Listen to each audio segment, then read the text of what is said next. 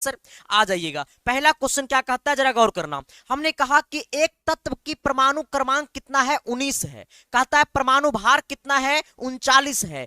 मेरे दोस्त मेरे जिगर के टुकड़ा यहां पे बोला परमाणु क्रमांक, तो ये परमाणु क्रमांक का मतलब होता है ना मेरे दोस्त, ये परमाणु क्रमांक का मतलब होता है परमाणु संख्या। तो परमाणु संख्या कितना है 19 है। जबकि परमाणु भार कितना है मेरे दोस्त, तो ये परमाणु भार जो है ना सर, ये परमाणु भार कहेगा चाहे आपको द्रव्यमान कहेगा सर। अगर परमाणु भार कहे चाहे द्रव्यमान कहे, दोनों का वैल्यू कितना दिया हुआ 39 दिया हुआ है। जबकि हमसे पूछा क्या है, तो हमसे पूछा न्यूट्रॉन की संख्या। देख मेरे भाई यहां पे आपको दो बातें एकदम दिल में रखना पड़ेगा सर।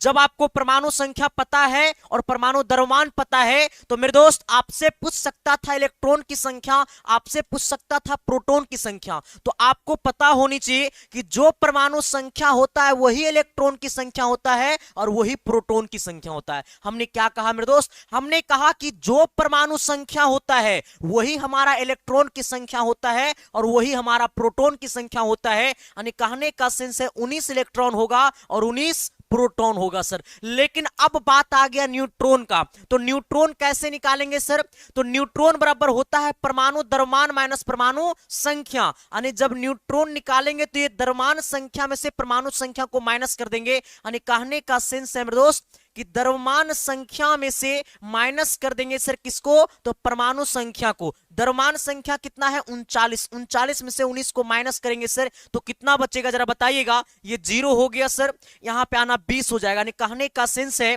कि हमसे पूछा न्यूट्रॉन की संख्या, तो न्यूट्रॉन की संख्या कितना होगा 20 होगा। अगर हमसे पूछा होता इलेक्ट्रॉन की संख्या तो 19 होता और प्रोटॉन की भी संख्या कितना होता 19 होता।